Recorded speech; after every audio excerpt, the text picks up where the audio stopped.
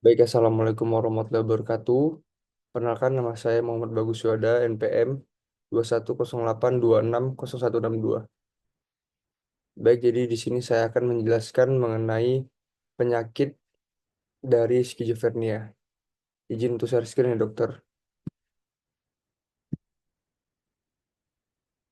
Oke, baik. Jadi, eh, definisi dari skizofrenia adalah gangguan psikis yang ditandai minimal dua dari gejala berikut, yaitu adanya delusi, halusinasi, disorganisasi pikir, abnormalitas perilaku motorik, dan juga gejala negatif. Untuk etiologi dari skizofrenia ini ada beberapa hipotesis. Yang pertama, hipotesis glutamat, hipotesis GABA, dopamin, serotonin, dan juga norepinefrin. Tetapi yang paling banyak itu adalah hipotesis dopamin, dan di mana ada beberapa jalur pada hipotesis dopamin ini, yaitu ada mesokortikal, mesolimbik, kemudian tuberofundibular, dan juga negrostriateral. Kemudian untuk diagnosis, untuk klasifikasi dari skizofrenia ini adalah yang pertama skizofrenia katatonik, kemudian skizofrenia paranoid, yang ketiga ada skizofrenia hebefrenik, kemudian ada skizofrenia residual, kemudian ada depresi pasca skizofrenia, dan yang terakhir ada skizofrenia yang tidak terperinci. Faktor risiko daripada skizofrenia yang pertama itu kita bagi menjadi dua, yaitu yang kuat dan juga yang lemah. Untuk yang kuat sendiri adalah riwayat penyakit skizofrenia pada keluarga. Dan untuk yang lemah adalah usia ayah di atas 30 tahun saat konsepsi, kemudian komplikasi obstetri, kemudian IQ yang rendah, kemudian disfungsi motorik, dan yang terakhir ada kekerasan pada masa kanak-kanak.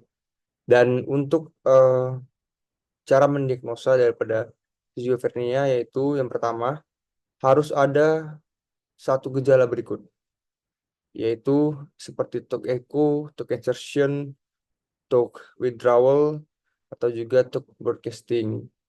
Yang mana pada talk insertion ini pikirannya seperti dimasukin, dan talk withdrawal ini pikirannya seperti ditarik keluar, dan talk broadcasting ini adalah pikirannya seperti tersiar. Kemudian ada delusion of control, delusion of influence, delusion of perception, kemudian adanya halusinasi auditorik, dan juga waham yang menetap.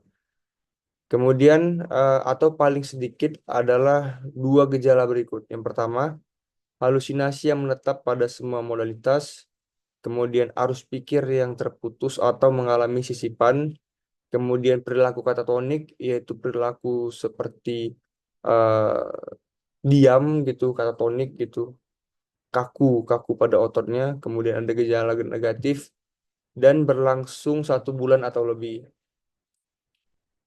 Kemudian untuk membedakan sedikit cara membedakan daripada skizofrenia hebefrenik dan juga skizofrenia paranoid. Yang pertama, pada skizofrenia hebefrenik itu adanya stupor atau mutisme, kemudian kegelisahan, kemudian berpose tidak wajar, yang mana di sini dimaksudkan dengan seseorang yang eh, umurnya udah lebih daripada kanak-kanak, usia kanak-kanak, tetapi bertingkah seperti kekanak-kanakan. Kemudian adanya negativisme dan juga rigiditas.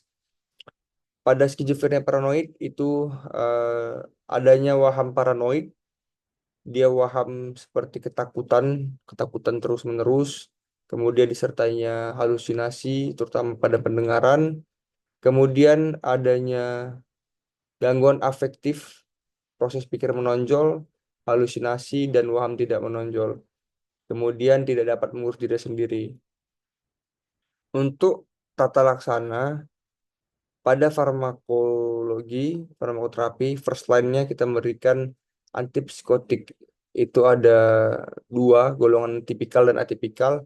Yang tipikal itu bisa kita memberikannya dengan haloperidol, dan yang atipikal itu bisa kita berikan obat contohnya risperidon.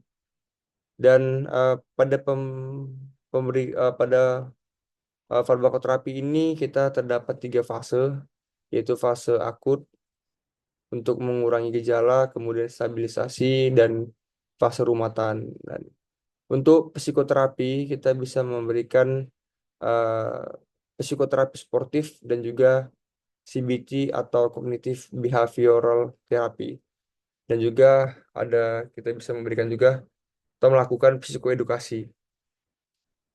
Diagnosis daripada skizofrenia ini yang pertama, psikosis akibat penyakit lain, kemudian psikosis akibat obat, keracunan karbon monoksida, kepribadian skizoid, dan yang terakhir adalah pervasive developmental disorder. Untuk epidemiologi pada skizofrenia, prevalensi di seluruh dunia itu sekitar 23 sampai dengan 83 per 10.000 orang dengan insidensi 1,1 sampai dengan 7 banding 10.000 orang setiap tahun dan lebih sering pada laki-laki dibandingkan perempuan dengan rasio 1,1 banding 1,4 banding 1. Mungkin ini yang bisa saya sampaikan mengenai penyakit skizofrenia. Saya tutup dengan subhanakallahumma wa bihamdika asyhadu an la ilaha illa anta astaghfiruka wa atubu ilaik. Assalamualaikum warahmatullahi wabarakatuh.